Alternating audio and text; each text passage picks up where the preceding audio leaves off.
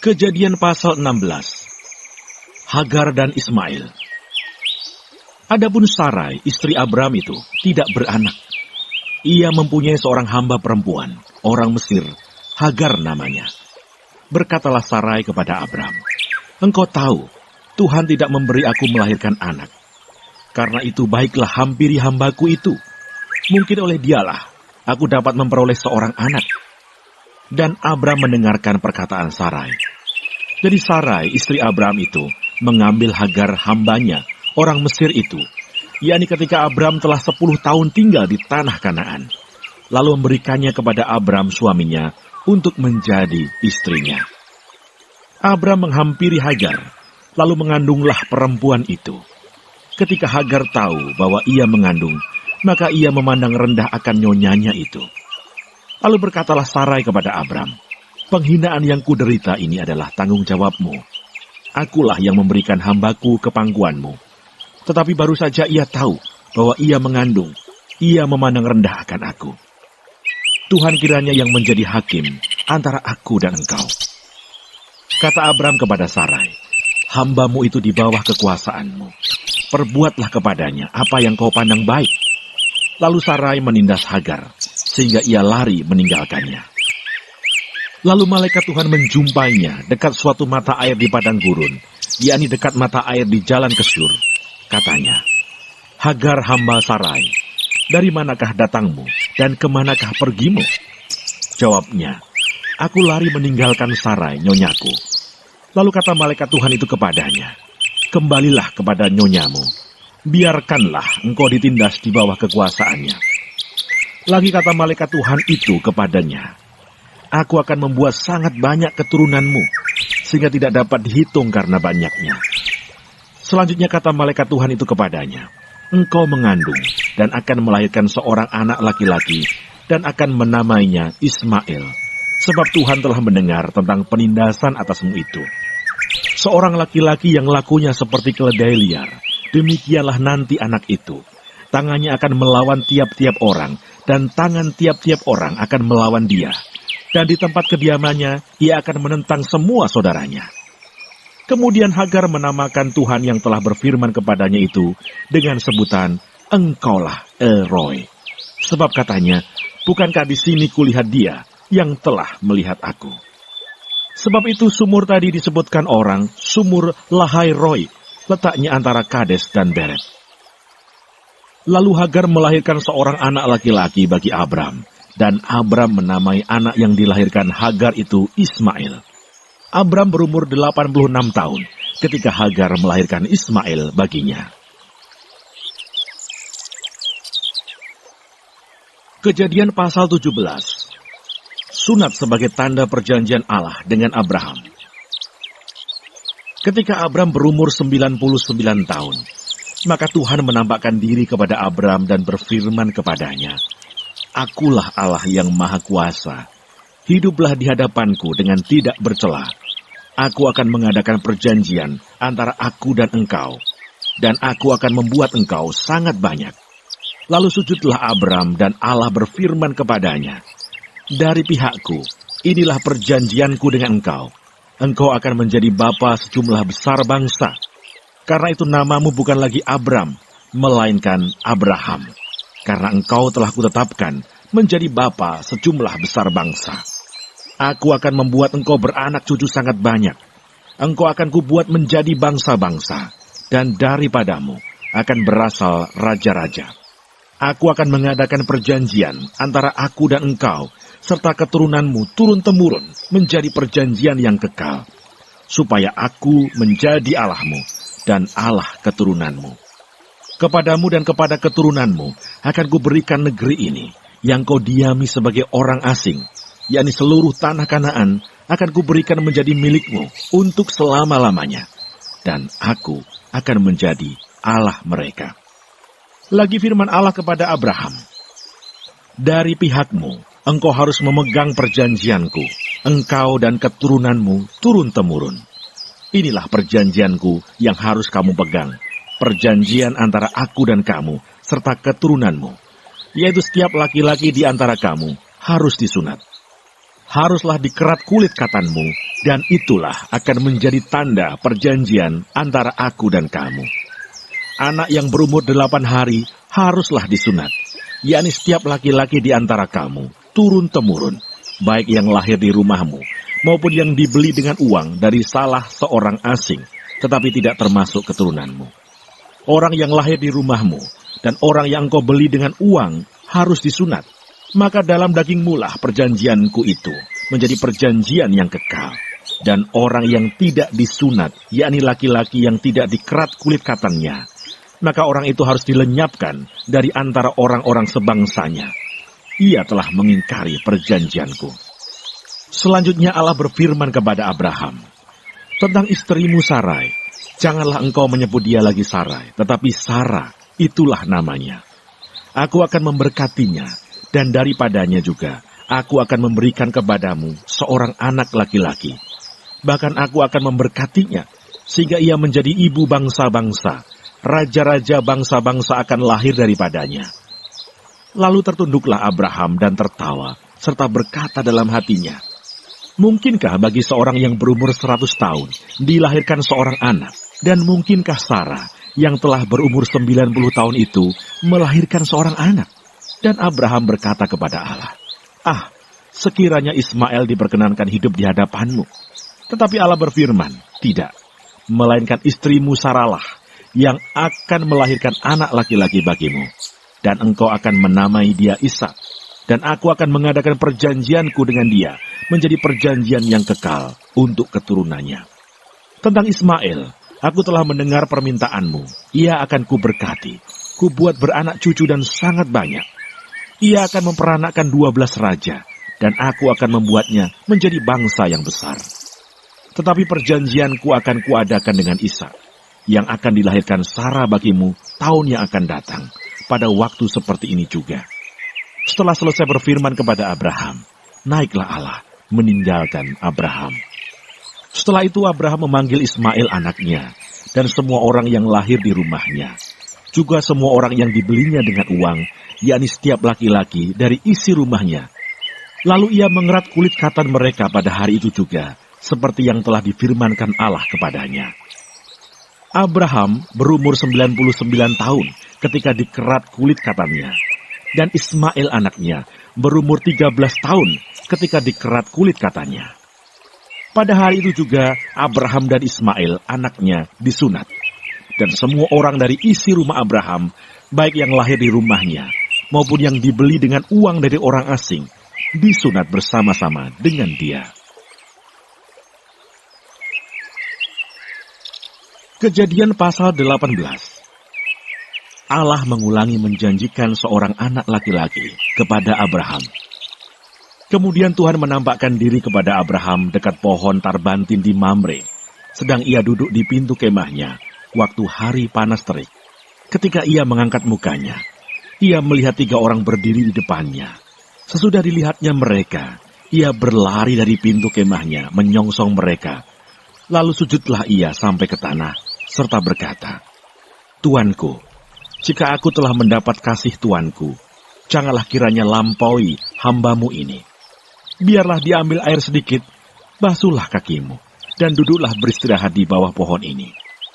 Biarlah ku ambil sepotong roti, supaya tuan-tuan segar kembali. Kemudian bolehlah tuan-tuan meneruskan perjalanannya, sebab tuan-tuan telah datang ke tempat hambamu ini. Jawab mereka, perbuatlah seperti yang kau katakan itu.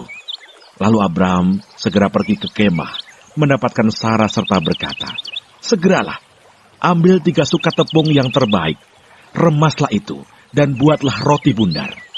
Lalu berlarilah Abraham kepada lembu sapinya.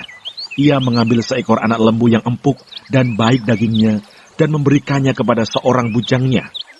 Lalu orang ini segera mengolahnya. Kemudian diambilnya dadih dan susu, serta anak lembu yang telah diolah itu. Lalu dihidangkannya di depan orang-orang itu. Dan ia berdiri di dekat mereka, di bawah pohon itu, sedang mereka makan. Lalu kata mereka kepadanya, di manakah Sarah istrimu? Jawabnya, di sana, di dalam kemah. Dan firman-Nya, sesungguhnya aku akan kembali tahun depan mendapatkan engkau. Pada waktu itulah Sarah istrimu akan mempunyai seorang anak laki-laki. dan Sarah mendengarkan pada pintu kemah yang di belakangnya. Adapun Abraham dan Sarah telah tua dan lanjut umurnya, dan Sarah telah mati haid. Jadi tertawalah Sarah dalam hatinya, katanya, akan berahikah aku setelah aku sudah layu, sedangkan tuanku sudah tua? Lalu berfirmanlah Tuhan kepada Abraham, mengapakah Sarah tertawa dan berkata, sungguhkah aku akan melahirkan anak, sedangkan aku telah tua? Adakah sesuatu apapun yang mustahil untuk Tuhan? Pada waktu yang telah ditetapkan itu, tahun depan, aku akan kembali mendapatkan engkau. Pada waktu itulah, Sarah mempunyai seorang anak laki-laki. Lalu Sarah menyangkal, katanya, aku tidak tertawa, sebab ia takut. Tetapi Tuhan berfirman, tidak, memang engkau tertawa. Doa syafaat Abraham untuk Sodom. Lalu berangkatlah orang-orang itu dari situ dan memandang ke arah Sodom. Dan Abraham berjalan bersama-sama dengan mereka untuk mengantarkan mereka. Berpikirlah Tuhan, apakah aku akan menyembunyikan kepada Abraham apa yang hendak kulakukan ini? Bukankah sesungguhnya Abraham akan menjadi bangsa yang besar serta berkuasa? Dan oleh dia segala bangsa di atas bumi akan mendapat berkat.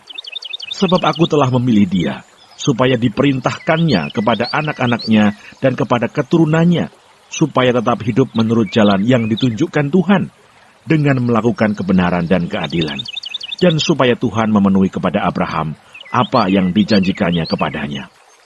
Sesudah itu berfirmanlah Tuhan, sesungguhnya banyak keluh kesah orang tentang Sodom dan Gomora, dan sesungguhnya sangat berat dosanya. Baiklah aku turun untuk melihat, apakah benar-benar mereka telah berkelakuan seperti keluh kesah orang yang telah sampai kepadaku, atau tidak. Aku hendak mengetahuinya. Lalu berpalinglah orang-orang itu dari situ dan berjalan ke Sodom. Tetapi Abraham masih tetap berdiri di hadapan Tuhan. Abraham datang mendekat dan berkata, apakah engkau akan melenyapkan orang benar bersama-sama dengan orang fasik? Bagaimana sekiranya ada 50 orang benar dalam kota itu? Apakah engkau akan melenyapkan tempat itu dan tidakkah engkau mengampuninya karena ke-50 orang benar yang ada di dalamnya itu? Jauhlah kiranya daripadamu untuk berbuat demikian, membunuh orang-orang benar bersama-sama dengan orang fasik, sehingga orang benar itu seolah-olah sama dengan orang fasik. Jauhlah kiranya yang demikian daripadamu. Masakan hakim segenap bumi tidak menghukum dengan adil? Tuhan berfirman, jika aku dapati 50 orang benar dalam kota Sodom, aku akan mengampuni seluruh tempat itu karena mereka. Abraham menyaut, sesungguhnya aku telah memberanikan diri berkata kepada Tuhan, walaupun aku debu dan abu. Sekiranya kurang 5 orang dari ke-50 orang benar itu, apakah engkau akan memusnahkan seluruh kota itu karena yang 5 itu? Firman-Nya, aku tidak memusnahkannya jika aku dapati 45 di sana. Lagi Abraham melanjutkan perkataannya kepadanya, sekiranya 40 didapati di sana. Firman-Nya, aku tidak akan berbuat demikian karena yang 40 itu. Katanya, janganlah kiranya Tuhan murka kalau aku berkata sekali lagi, sekiranya 30 didapati di sana. Firman-Nya, aku tidak akan berbuat demikian jika aku dapati 30 di sana. Katanya, sesungguhnya aku telah memberanikan diri berkata kepada Tuhan, sekiranya 20 didapati di sana. Firman-Nya, aku tidak akan memusnahkannya karena yang 20 itu. Katanya, janganlah kiranya Tuhan murka kalau aku berkata lagi sekali ini saja, sekiranya 10 didapati di sana. Firman-Nya, aku tidak akan memusnahkannya karena yang 10 itu. Lalu pergilah Tuhan setelah ia selesai berfirman kepada Abraham, dan kembalilah Abraham ke tempat tinggalnya. Kejadian pasal 19. Sodom dan Gomora dimusnahkan, Lot diselamatkan. Kedua malaikat itu tiba di Sodom pada waktu petang. Lot sedang duduk di pintu gerbang Sodom, dan ketika melihat mereka, bangunlah ia menyongsong mereka, lalu sujud dengan mukanya sampai ke tanah, serta berkata, Tuan-tuan, silakanlah singgah ke rumah hambamu ini. Bermalamlah di sini, dan basuhlah kakimu, maka besok pagi tuan-tuan boleh melanjutkan perjalanannya. Jawab mereka, tidak, kami akan bermalam di tanah lapang. Tetapi karena ia sangat mendesak mereka, singgahlah mereka dan masuk ke dalam rumahnya, kemudian ia menyediakan hidangan bagi mereka. Ia membakar roti yang tidak beragi, lalu mereka makan. Tetapi sebelum mereka tidur, orang-orang lelaki dari kota Sodom itu, dari yang muda sampai yang tua, bahkan seluruh kota, tidak ada yang terkecuali datang mengepung rumah itu. Mereka berseru kepada Lot, "Di manakah orang-orang yang datang kepadamu malam ini? Bawalah mereka keluar kepada kami, supaya kami pakai mereka." Lalu keluarlah Lot menemui mereka ke depan pintu. Tetapi pintu ditutupnya di belakangnya, dan ia berkata, "Saudara-saudaraku, janganlah kiranya berbuat jahat. Kamu tahu, aku mempunyai 2 orang anak perempuan yang belum pernah dijamah laki-laki. Baiklah mereka kubawa keluar kepadamu. Perbuatlah kepada mereka seperti yang kamu pandang baik. Hanya jangan kamu apa-apakan orang-orang ini. Sebab mereka memang datang untuk berlindung di dalam rumahku." Tetapi mereka berkata, "Enyahlah." Lagi kata mereka, "Orang ini datang ke sini sebagai orang asing, dan dia mau menjadi hakim atas kita. Sekarang kami akan menganiaya engkau lebih daripada kedua orang itu." Lalu mereka mendesak orang itu, yaitu Lot, dengan keras, dan mereka mendekat untuk mendobrak pintu. Tetapi kedua orang itu mengulurkan tangannya, menarik Lot masuk ke dalam rumah, lalu menutup pintu. Dan mereka membutakan mata orang-orang yang di depan pintu rumah itu, dari yang kecil sampai yang besar, sehingga percumalah orang-orang itu mencari-cari pintu. Lalu kedua orang itu berkata kepada Lot, "Siapakah kaummu yang ada di sini lagi? Menantu atau anakmu laki-laki, anakmu perempuan, atau siapa saja kaummu di kota ini? Bawalah mereka keluar dari tempat ini, sebab kami akan memusnahkan tempat ini. Karena banyak keluh kesah orang tentang kota ini di hadapan Tuhan. Sebab itulah Tuhan mengutus kami untuk memusnahkannya." Keluarlah Lot, lalu berbicara dengan kedua bakal menantunya, yang akan kawin dengan kedua anaknya perempuan. Katanya, "Bangunlah, keluarlah dari tempat ini, sebab Tuhan akan memusnahkan kota ini." Tetapi ia dipandang oleh kedua bakal menantunya itu sebagai orang yang berolok-olok saja. Ketika fajar telah menyingsing, kedua malaikat itu mendesak Lot supaya bersegera. Katanya, "Bangunlah, bawalah istrimu dan kedua anakmu yang ada di sini, supaya engkau jangan mati lenyap karena kedurjanaan kota ini." Ketika ia berlambat-lambat, maka tangannya, tangan istri, dan tangan kedua anaknya dipegang oleh kedua orang itu, sebab Tuhan tidak mengasihani dia. Lalu kedua orang itu menuntunnya keluar kota dan melepaskannya di sana. Sesudah kedua orang itu menuntun mereka sampai keluar, berkatalah seorang, "Larilah, selamatkanlah nyawamu. Janganlah menoleh ke belakang, dan janganlah berhenti dimanapun juga di lembah Yordan. Larilah ke pegunungan, supaya engkau jangan mati lenyap." Kata Lot kepada mereka, "Janganlah kiranya demikian, tuanku. Sungguhlah, hambamu ini telah dikaruniai belas kasihan di hadapanmu, dan tuanku telah berbuat kemurahan besar kepadaku dengan memelihara hidupku. Tetapi jika aku harus lari ke pegunungan, pastilah aku akan tersusul oleh bencana itu, sehingga matilah aku. Sungguhlah kota yang di sana itu cukup dekat kiranya untuk lari ke sana. Kota itu kecil. Izinkanlah kiranya aku lari ke sana. Bukankah kota itu kecil? Jika demikian nyawaku akan terpelihara." Sahut malaikat itu kepadanya, "Baiklah, dalam hal ini pun permintaanmu akan kuterima dengan baik. Yakni kota yang telah kau sebut itu tidak akan kutunggang balikan. Cepatlah, larilah ke sana. Sebab aku tidak dapat berbuat apa-apa sebelum engkau sampai ke sana." Itulah sebabnya nama kota itu disebut Soar. Matahari telah terbit menyinari bumi ketika Lot tiba di Soar. Kemudian Tuhan menurunkan hujan belerang dan api atas Sodom dan Gomora, berasal dari Tuhan, dari langit, dan ditunggang balikannya lah kota-kota itu dan lembah Yordan, dan semua penduduk kota-kota, serta tumbuh-tumbuhan di tanah. Tetapi istri Lot yang berjalan mengikutinya, menoleh ke belakang, lalu menjadi tiang garam. Ketika Abraham pagi-pagi pergi ke tempat ia berdiri di hadapan Tuhan itu, dan memandang ke arah Sodom dan Gomora, serta ke seluruh tanah lembah Yordan, maka dilihatnyalah asap dari bumi membumbung ke atas, sebagai asap dari dapur peleburan. Demikianlah pada waktu Allah memusnahkan kota-kota di lembah Yordan, dan menunggang balikan kota-kota kediaman Lot.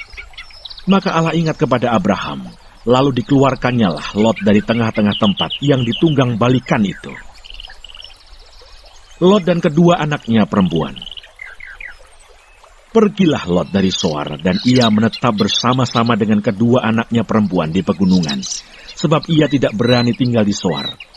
Maka diamlah ia dalam suatu gua beserta kedua anaknya. Kata kakaknya kepada adiknya, "Ayah kita telah tua, dan tidak ada laki-laki di negeri ini yang dapat menghampiri kita, seperti kebiasaan seluruh bumi. Marilah kita beri ayah kita minum anggur, lalu kita tidur dengan dia, supaya kita menyambung keturunan dari ayah kita." Pada malam itu mereka memberi ayah mereka minum anggur. Lalu masuklah yang lebih tua untuk tidur dengan ayahnya. Dan ayahnya itu tidak mengetahui ketika anaknya itu tidur dan ketika ia bangun. Keesokan harinya berkatalah kakaknya kepada adiknya, "Tadi malam, aku telah tidur dengan ayah. Baiklah malam ini juga kita beri dia minum anggur. Masuklah engkau untuk tidur dengan dia, supaya kita menyambung keturunan dari ayah kita." Demikianlah juga pada malam itu, mereka memberi ayah mereka minum anggur. Lalu bangunlah yang lebih muda untuk tidur dengan ayahnya.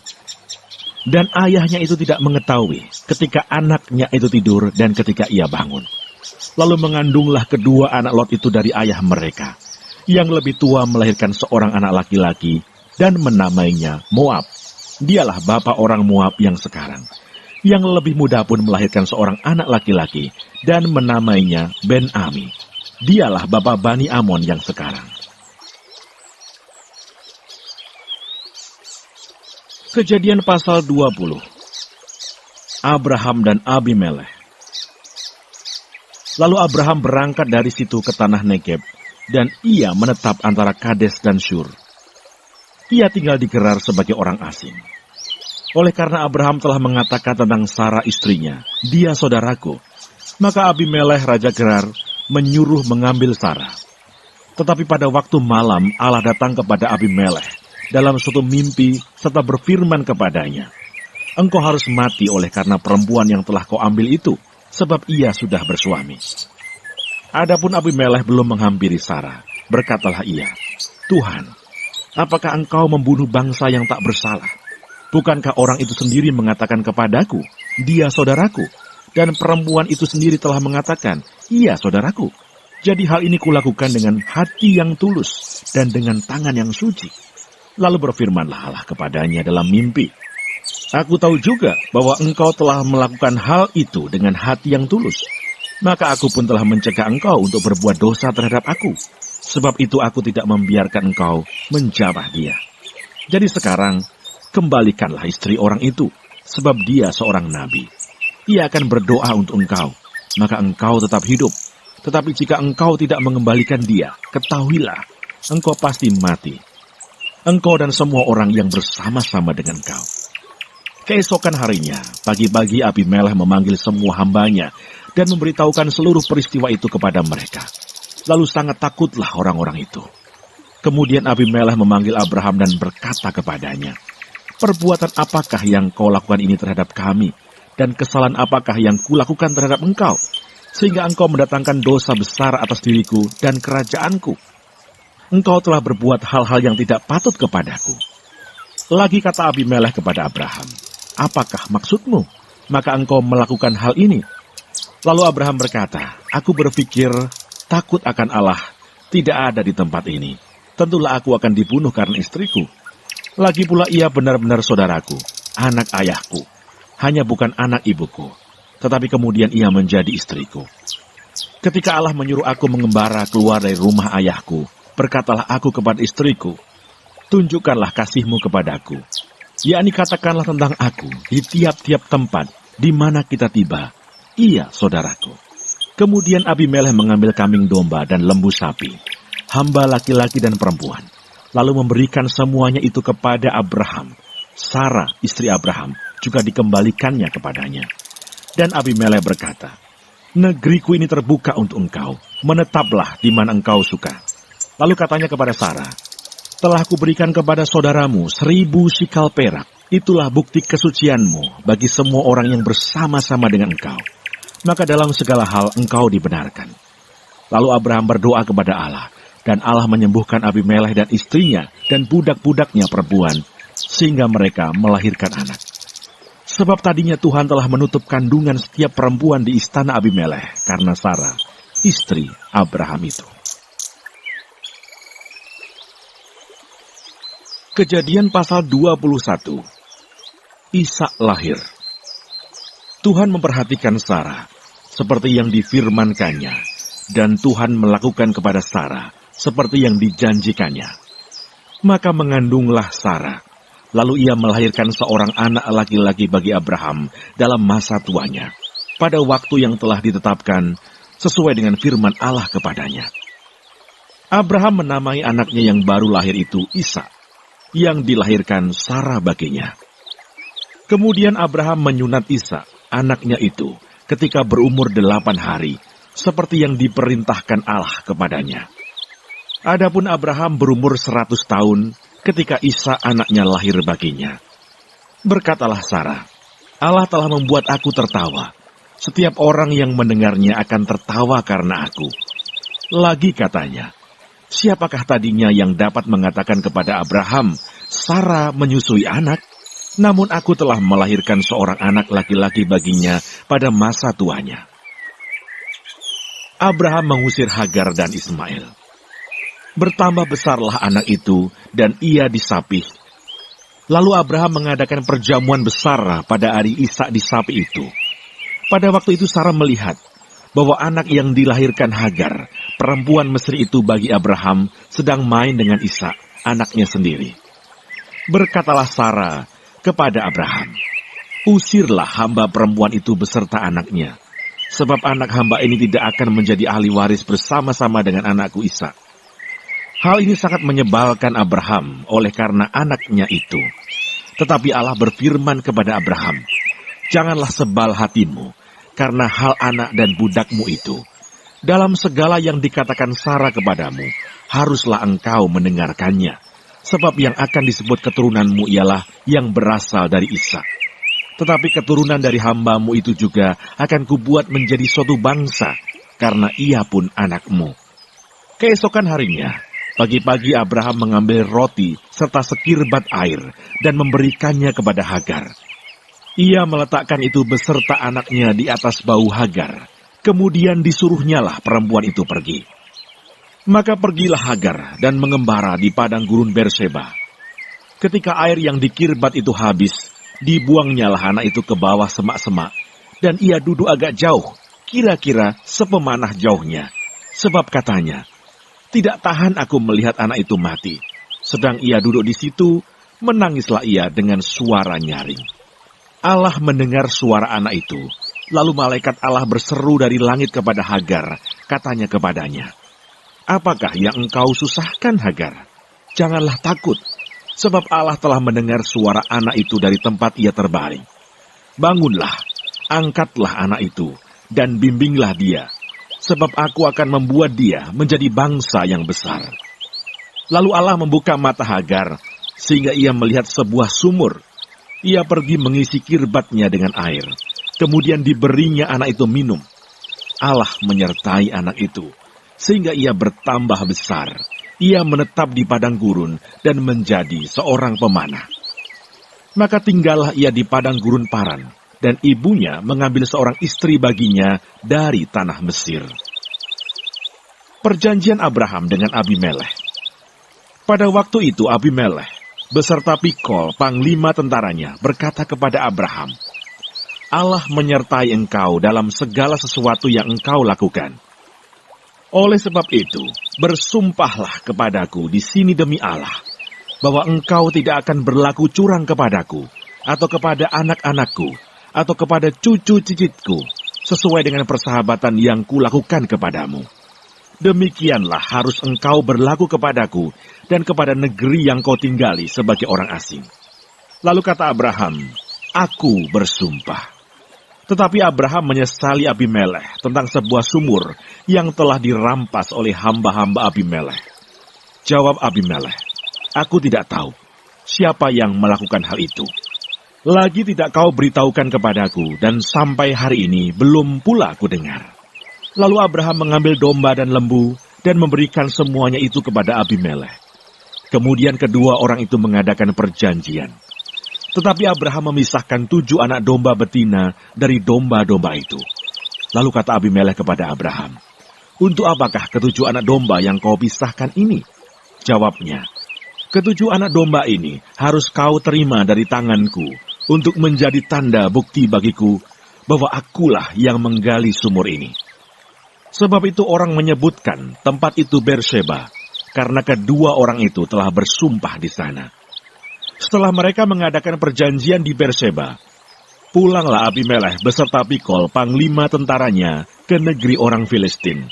Lalu Abraham menanam sebatang pohon tamariska di Berseba dan memanggil di sana nama Tuhan, Allah yang kekal. Dan masih lama Abraham tinggal sebagai orang asing di negeri orang Filistin. Kejadian pasal 22. Kepercayaan Abraham diuji. Setelah semuanya itu, Allah mencoba Abraham. Ia berfirman kepadanya, "Abraham." Lalu sautnya, "Ya Tuhan."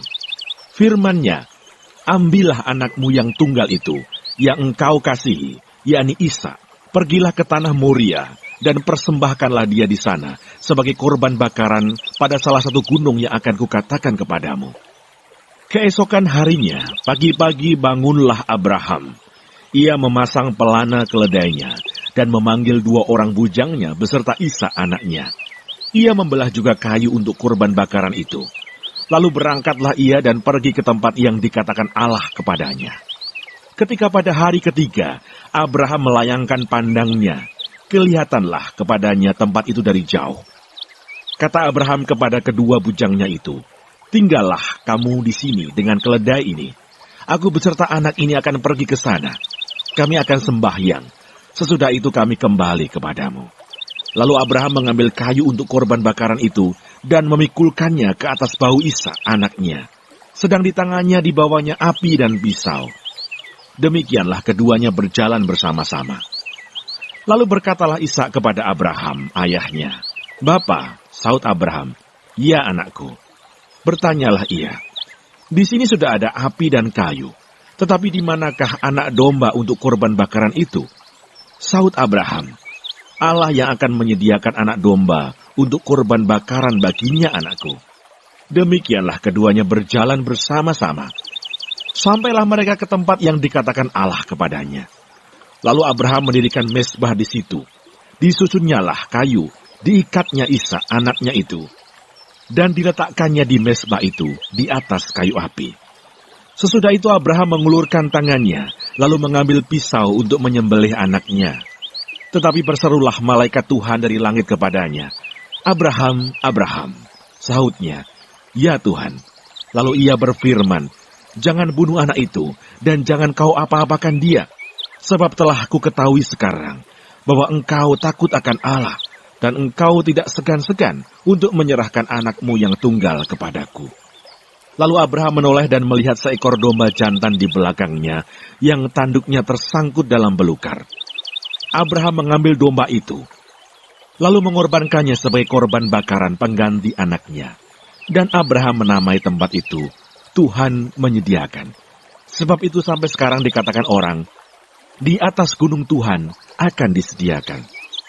Untuk kedua kalinya berserulah malaikat Tuhan dari langit kepada Abraham, katanya, "Aku bersumpah demi diriku sendiri, demikianlah firman Tuhan, karena engkau telah berbuat demikian, dan engkau tidak segan-segan untuk menyerahkan anakmu yang tunggal kepadaku, maka aku akan memberkati engkau berlimpah-limpah, dan membuat keturunanmu sangat banyak, seperti bintang di langit, dan seperti pasir di tepi laut, dan keturunanmu itu akan menduduki kota-kota musuhnya. Oleh keturunanmu lah, semua bangsa di bumi akan mendapat berkat, karena engkau mendengarkan firman-Ku."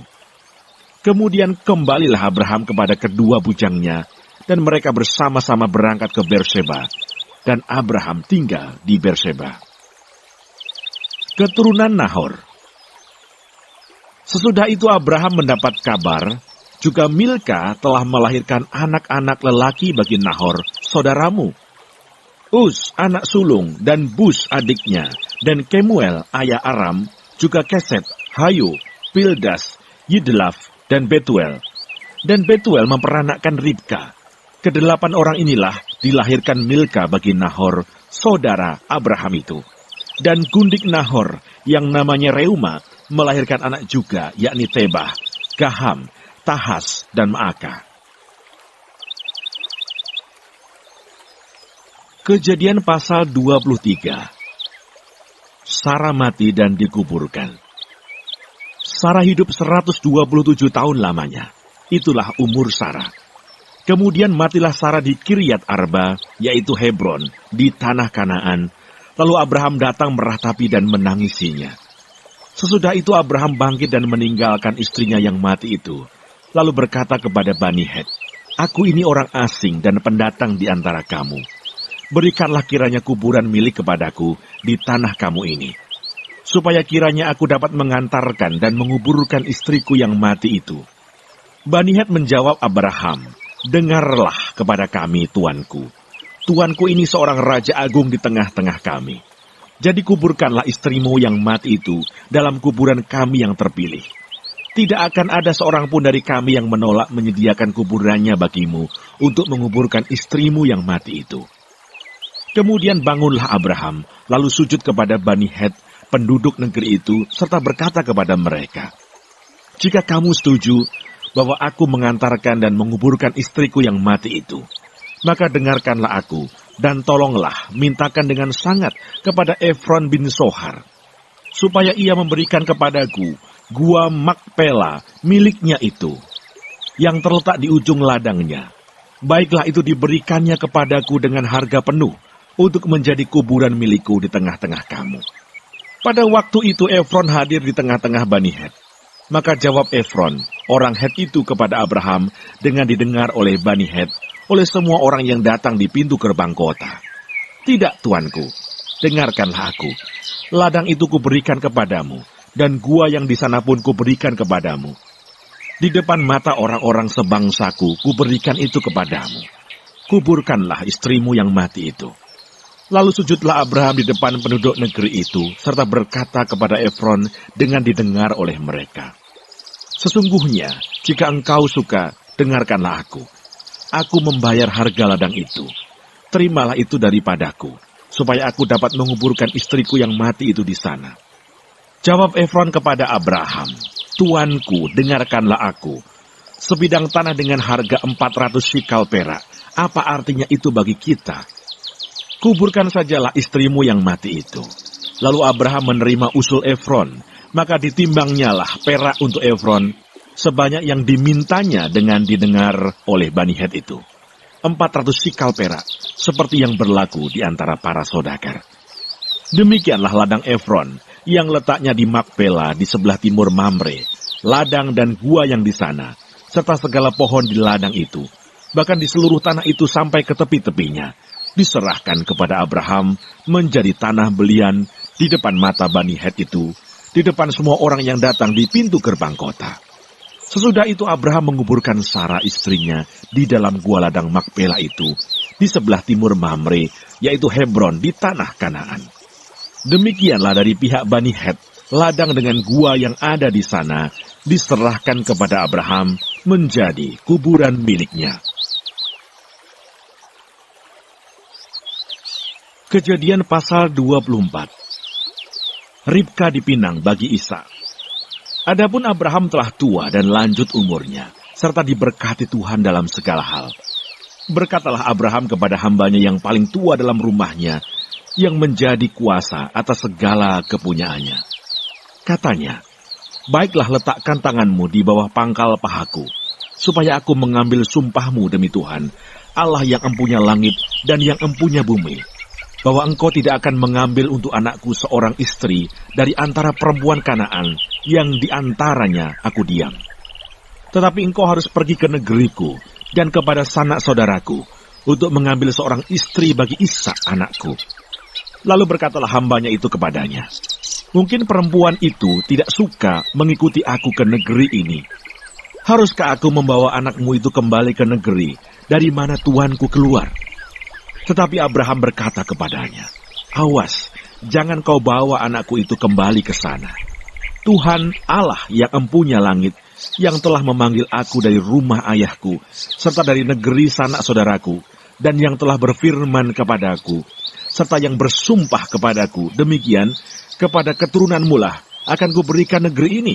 Dialah juga akan mengutus malaikatnya berjalan di depanmu, sehingga engkau dapat mengambil seorang istri dari sana untuk anakku.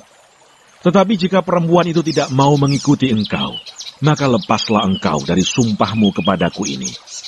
Hanya saja, janganlah anakku itu kau bawa kembali ke sana.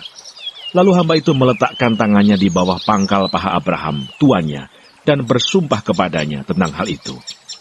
Kemudian hamba itu mengambil 10 ekor dari unta tuannya, dan pergi dengan membawa berbagai barang berharga kepunyaan tuannya. Demikianlah ia berangkat menuju Aram, Mesopotamia, ke kota Nahor. Di sana disuruhnya lah unta itu berhenti di luar kota, dekat suatu sumur, pada waktu petang hari, waktu perempuan-perempuan keluar untuk menimba air. Lalu berkatalah ia, Tuhan Allah tuanku Abraham, buatlah kiranya tercapai tujuanku pada hari ini. Tunjukkanlah kasih setiamu kepada tuanku Abraham. Di sini aku berdiri di dekat mata air, dan anak-anak perempuan penduduk kota ini datang keluar untuk menimba air. Kiranya terjadilah begini, anak gadis, kepada siapa aku berkata, tolong miringkan buyungmu itu, supaya aku minum, dan yang menjawab, minumlah, dan unta-untamu juga akan kuberi minum. Dialah kiranya yang kau tentukan bagi hambamu Ishak. Maka dengan begitu akan ku ketahui bahwa engkau telah menunjukkan kasih setiamu kepada tuanku itu. Sebelum ia selesai berkata, maka datanglah Ribka, yang lahir bagi Betuel, anak laki-laki Milka, istri Nahor, saudara Abraham. Buyungnya dibawanya di atas bahunya. Anak gadis itu sangat cantik parasnya, seorang perawan, belum pernah bersetubuh dengan laki-laki. Ia turun ke mata air itu dan mengisi buyungnya, lalu kembali naik. Kemudian berlarilah hamba itu mendapatkannya serta berkata, tolong beri aku minum air sedikit dari buyungmu itu. Jawabnya, minumlah Tuan. Maka segeralah diturunkannya buyungnya itu ke tangannya, serta diberinya dia minum. Setelah ia selesai memberi hamba itu minum, berkatalah ia, baiklah untuk unta-untamu juga kutimba air, sampai semuanya puas minum. Kemudian segeralah dituangnya air yang dibuyungnya itu ke dalam palungan. Lalu berlarilah ia sekali lagi ke sumur untuk menimba air, dan ditimbanyalah untuk semua unta orang itu. Dan orang itu mengamat-ngamatinya dengan berdiam diri, untuk mengetahui apakah Tuhan membuat perjalanannya berhasil atau tidak. Setelah unta-unta itu puas minum, maka orang itu mengambil anting-anting emas yang 1/2 sikal beratnya, dan sepasang gelang tangan yang 10 sikal emas beratnya, serta berkata, anak siapakah engkau? Baiklah katakan kepadaku, adakah di rumah ayahmu tempat bermalam bagi kami? Lalu jawabnya kepadanya, ayahku Betuel, anak Milka, yang melahirkannya bagi Nahor. Lagi kata gadis itu, baik jerami, baik makanan unta, banyak pada kami, tempat bermalam pun ada. Lalu berlututlah orang itu dan sujud menyembah Tuhan serta berkata, terpujilah Tuhan, Allah tuanku Abraham, yang tidak menarik kembali kasihnya dan setianya dari tuanku itu. Dan Tuhan telah menuntun aku di jalan ke rumah saudara-saudara tuanku ini. Berlarilah gadis itu pergi menceritakan kejadian itu ke rumah ibunya. Ribka mempunyai saudara laki-laki, namanya Laban. Laban berlari keluar mendapatkan orang itu ke mata air tadi. Sesudah dilihatnya anting-anting itu dan gelang pada tangan saudaranya, dan sesudah didengarnya perkataan Ribka saudaranya, yang bunyinya, begitulah dikatakan orang itu kepadaku. Ia mendapatkan orang itu yang masih berdiri di samping unta-untanya di dekat mata air itu, dan berkata, marilah engkau yang diberkati Tuhan, mengapa engkau berdiri di luar, padahal telah kusediakan rumah bagimu, dan juga tempat untuk unta-untamu. Masuklah orang itu ke dalam rumah. Ditanggalkanlah pelana unta-unta, diberikan jerami dan makanan kepada unta-unta itu, lalu dibawa air pembasuh kaki untuk orang itu dan orang-orang yang bersama-sama dengan dia. Tetapi ketika dihidangkan makanan di depannya, berkatalah orang itu, aku tidak akan makan sebelum kusampaikan pesan yang kubawa ini. Jawab Laban, silahkan. Lalu berkatalah ia, aku ini hamba Abraham. Tuhan sangat memberkati tuanku itu, sehingga ia telah menjadi kaya. Tuhan telah memberikan kepadanya kambing domba dan lembu sapi, emas dan perak, budak laki-laki dan perempuan, unta dan keledai. Dan Sarah istri tuanku itu, sesudah tua, telah melahirkan anak laki-laki bagi tuanku itu. Kepada anaknya itu telah diberikan tuanku segala harta miliknya. Tuanku itu telah mengambil sumpahku. Engkau tidak akan mengambil untuk anakku seorang istri dari antara perempuan Kanaan yang negerinya kudiami ini. Tetapi engkau harus pergi ke rumah ayahku dan kepada kaumku untuk mengambil seorang istri bagi anakku. Jawabku kepada tuanku itu, mungkin perempuan itu tidak mau mengikut aku. Tetapi katanya kepadaku, Tuhan yang di hadapannya aku hidup akan mengutus malaikatnya menyertai engkau, dan akan membuat perjalananmu berhasil. Sehingga engkau akan mengambil bagi anakku seorang istri dari kaumku dan dari rumah ayahku. Barulah engkau lepas dari sumpahmu kepadaku. Jika engkau sampai kepada kaumku dan mereka tidak memberikan perempuan itu kepadamu, hanya dalam hal itulah engkau lepas dari sumpahmu kepadaku. Dan hari ini aku sampai ke mata air tadi, lalu kataku, Tuhan, Allah tuanku Abraham, sudilah kiranya engkau membuat berhasil perjalanan yang kutempuh ini. Di sini, aku berdiri di dekat mata air ini, kiranya terjadi begini. Apabila seorang gadis datang keluar untuk menimba air, dan aku berkata kepadanya, tolong berikan aku minum air sedikit dari buyungmu itu. Dan ia menjawab, minumlah, dan untuk unta-untamu juga akan kutimba air. Dialah kiranya istri yang telah Tuhan tentukan bagi anak tuanku itu. Belum lagi aku habis berkata dalam hatiku, Ribka telah datang, membawa buyung di atas bahunya, dan turun ke mata air itu, lalu menimba air. Kataku kepadanya, tolong berikan aku minum. Segeralah ia menurunkan buyung itu dari atas bahunya, serta berkata, minumlah, dan unta-untamu juga akan kuberi minum. Lalu aku minum, dan unta-unta itu juga diberinya minum. Sesudah itu aku bertanya kepadanya, anak siapakah engkau? Jawabnya, ayahku Betuel anak Nahor yang dilahirkan Milka. Lalu aku mengenakan anting-anting pada hidungnya dan gelang pada tangannya. Kemudian berlututlah aku dan sujud menyembah Tuhan, serta memuji Tuhan Allah tuanku Abraham, yang telah menuntun aku di jalan yang benar, untuk mengambil anak perempuan saudara tuanku ini bagi anaknya. Jadi sekarang, apabila kamu mau menunjukkan kasih dan setia kepada tuanku itu, beritahukanlah kepadaku, dan jika tidak, beritahukanlah juga kepadaku, supaya aku tahu entah berpaling ke kanan atau ke kiri. Lalu Laban dan Betuel menjawab, semuanya ini datangnya dari Tuhan. Kami tidak dapat mengatakan kepadamu baiknya atau buruknya. Lihat, Ribka ada di depanmu, bawalah dia dan pergilah, supaya ia menjadi istri anak tuanmu, seperti yang difirmankan Tuhan. Ketika hamba Abraham itu mendengar perkataan mereka, sujudlah ia sampai ke tanah menyembah Tuhan. Kemudian hamba itu mengeluarkan perhiasan emas dan perak, serta pakaian kebesaran, dan memberikan semua itu kepada Ribka, juga kepada saudaranya, dan kepada ibunya diberikannya pemberian yang indah-indah. Sesudah itu makan dan minumlah mereka, ia dan orang-orang yang bersama-sama dengan dia, dan mereka bermalam di situ. Paginya sesudah mereka bangun, berkatalah hamba itu, lepaslah aku pulang kepada tuanku. Tetapi saudara Ribka berkata, serta ibunya juga, biarkanlah anak gadis itu tinggal pada kami barang 10 hari lagi, kemudian bolehlah engkau pergi.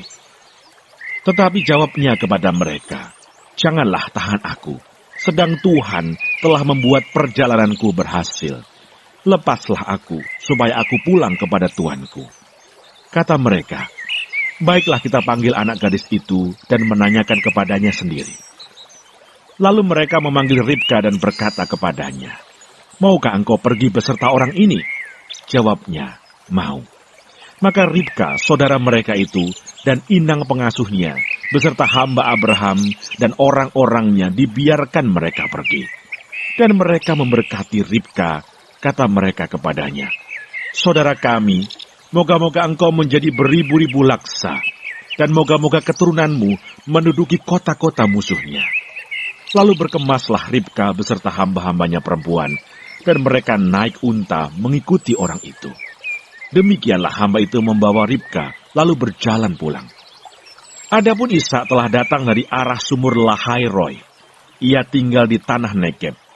Menjelang senja, Ishak sedang keluar untuk berjalan-jalan di padang. Ia melayangkan pandangnya, maka dilihatnyalah ada unta-unta datang.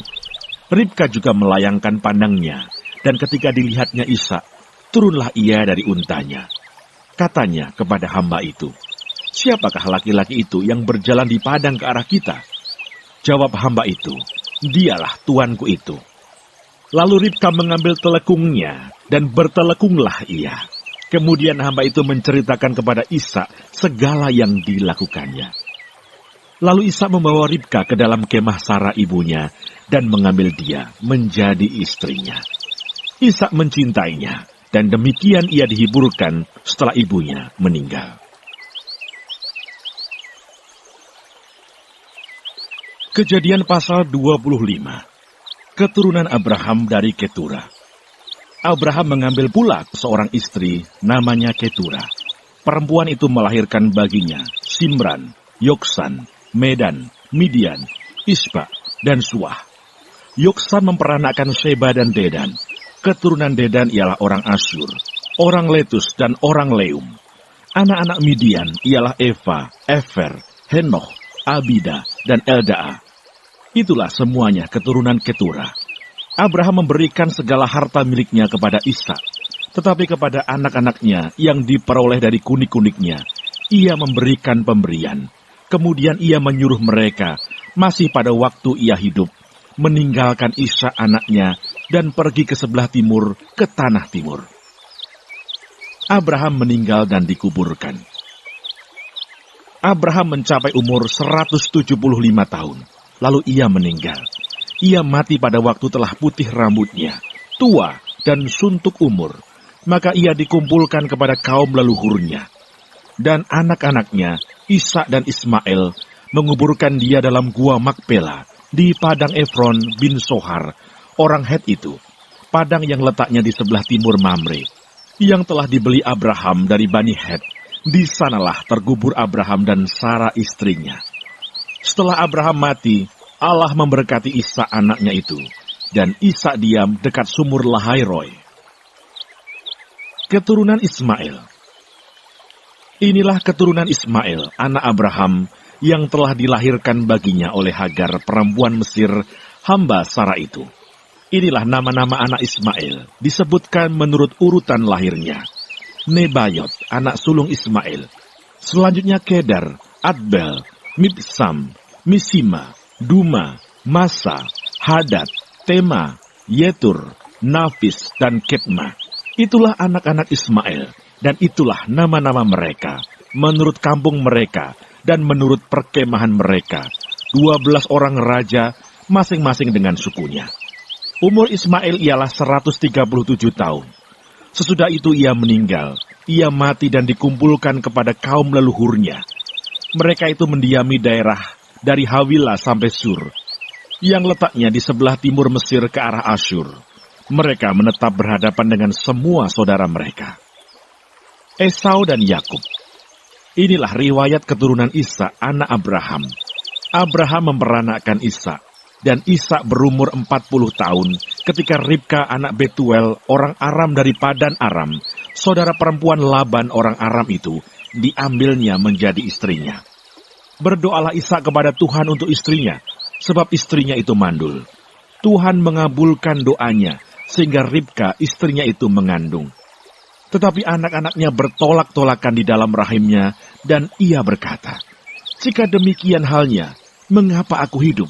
Dan ia pergi meminta petunjuk kepada Tuhan. Firman Tuhan kepadanya, "2 bangsa ada dalam kandunganmu, dan 2 suku bangsa akan berpencar dari dalam rahimmu. Suku bangsa yang satu akan lebih kuat dari yang lain, dan anak yang tua akan menjadi hamba kepada anak yang muda." Setelah genap harinya untuk bersalin, memang anak kembar yang di dalam kandungannya. Keluarlah yang pertama, warnanya merah, seluruh tubuhnya seperti jubah berbulu. Sebab itu ia dinamai Esau. Sesudah itu keluarlah adiknya, tangannya memegang tumit Esau, sebab itu ia dinamai Yakub.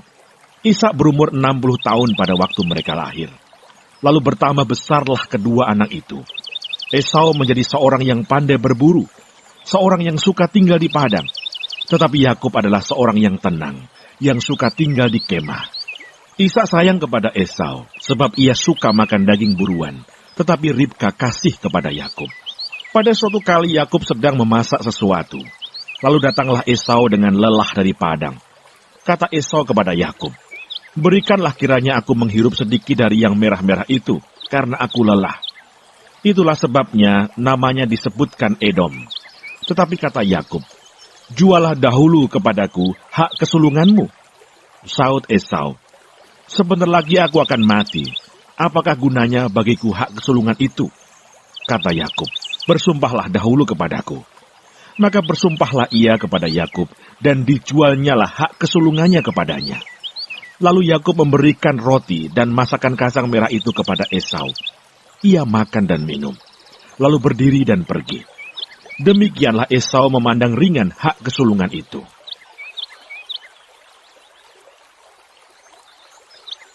Kejadian pasal 26. Ishak di negeri orang Filistin. Maka timbullah kelaparan di negeri itu. Ini bukan kelaparan yang pertama yang telah terjadi dalam zaman Abraham. Sebab itu Ishak pergi ke Gerar kepada Abimelekh, raja orang Filistin. Lalu Tuhan menampakkan diri kepadanya serta berfirman, "Janganlah pergi ke Mesir. Diamlah di negeri yang akan kukatakan kepadamu. Tinggallah di negeri ini sebagai orang asing, maka aku akan menyertai engkau dan memberkati engkau, sebab kepadamulah dan kepada keturunanmu akan kuberikan seluruh negeri ini. Dan aku akan menepati sumpah yang telah kuikrarkan kepada Abraham ayahmu. Aku akan membuat banyak keturunanmu seperti bintang di langit. Aku akan memberikan kepada keturunanmu seluruh negeri ini, dan oleh keturunanmu semua bangsa di bumi akan mendapat berkat. Karena Abraham telah mendengarkan firman-Ku dan memelihara kewajibannya kepadaku, yaitu segala perintah, ketetapan, dan hukum-Ku. Jadi tinggallah Ishak di Gerar." Ketika orang-orang di tempat itu bertanya tentang istrinya, berkatalah ia, "Dia saudaraku," sebab ia takut mengatakan, "Ia istriku." Karena pikirnya, jangan-jangan aku dibunuh oleh penduduk tempat ini karena Ribka, sebab elok parasnya. Setelah beberapa lama ia ada di sana, pada suatu kali menjenguklah Abimelekh, raja orang Filistin itu dari jendela. Maka dilihatnya Ishak sedang bercumbu-cumbuan dengan Ribka istrinya. Lalu Abimelekh memanggil Ishak dan berkata, "Sesungguhnya dia istrimu. Masakan engkau berkata, dia saudaraku?" Jawab Ishak kepadanya, "Karena pikirku, jangan-jangan aku mati karena dia." Tetapi Abimelekh berkata, "Apakah juga yang telah kau perbuat ini terhadap kami? Mudah sekali terjadi, salah seorang dari bangsa ini tidur dengan istrimu, sehingga dengan demikian engkau mendatangkan kesalahan atas kami." Lalu Abimelekh memberi perintah kepada seluruh bangsa itu, "Siapa yang mengganggu orang ini atau istrinya, pastilah ia akan dihukum mati." Maka menaburlah Ishak di tanah itu, dan dalam tahun itu juga ia mendapatkan hasil 100 kali lipat, sebab ia diberkati Tuhan. Dan orang itu menjadi kaya, bahkan kian lama kian kaya, sehingga ia menjadi sangat kaya.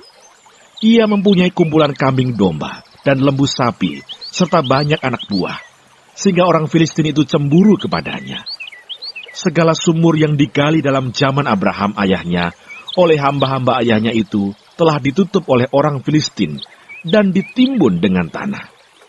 Lalu kata Abimelekh kepada Ishak, "Pergilah dari tengah-tengah kami, sebab engkau telah menjadi jauh lebih berkuasa daripada kami." Jadi pergilah Ishak dari situ, dan berkemahlah ia di lembah Gerar, dan ia menetap di situ. Kemudian Ishak menggali kembali sumur-sumur yang digali dalam zaman Abraham ayahnya, dan yang telah ditutup oleh orang Filistin sesudah Abraham mati. Disebutkannya lah nama sumur-sumur itu menurut nama-nama yang telah diberikan oleh ayahnya. Ketika hamba-hamba Ishak menggali di lembah itu, mereka mendapati di situ mata air yang berbual-bual airnya. Lalu bertengkarlah para gembala Gerar dengan para gembala Ishak. Kata mereka, "Air ini kepunyaan kami. Dan Ishak menamai sumur itu Esek, karena mereka bertengkar dengan dia di sana.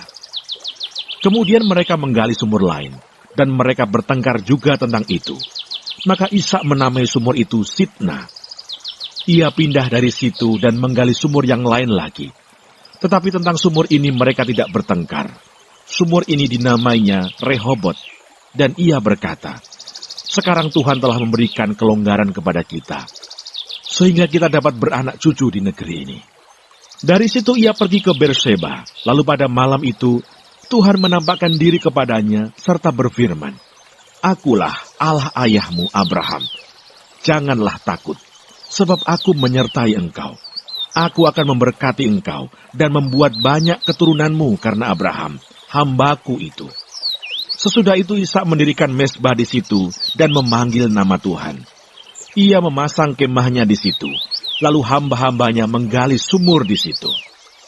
Datanglah Abimelek dari Gerar mendapatkannya, bersama-sama dengan Ahuzat sahabatnya dan Pikol kepala pasukannya.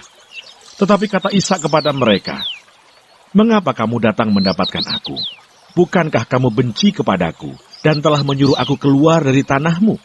Jawab mereka, "Kami telah melihat sendiri bahwa Tuhan menyertai engkau. Sebab itu kami berkata, baiklah kita mengadakan sumpah setia antara kami dan engkau. Dan baiklah kami mengikat perjanjian dengan engkau, bahwa engkau tidak akan berbuat jahat kepada kami. Seperti kami tidak mengganggu engkau, dan seperti kami semata-mata berbuat baik kepadamu, dan membiarkan engkau pergi dengan damai. Bukankah engkau sekarang yang diberkati Tuhan?" Kemudian Ishak mengadakan perjamuan bagi mereka, lalu mereka makan dan minum. Keesokan harinya pagi-pagi bersumpah-sumpahlah mereka. Kemudian Ishak melepas mereka, dan mereka meninggalkan dia dengan damai. Pada hari itu datanglah hamba-hamba Ishak memberitahukan kepadanya tentang sumur yang telah digali mereka, serta berkata kepadanya, "Kami telah mendapat air." Lalu dinamainyalah sumur itu Seba, sebab itu nama kota itu adalah Berseba sampai sekarang. Ketika Esau telah berumur 40 tahun, ia mengambil Yudit, anak Beri orang Het, dan Basmat, anak Elon orang Het, menjadi istrinya. Kedua perempuan itu menimbulkan kepedihan hati bagi Ishak dan bagi Ribka.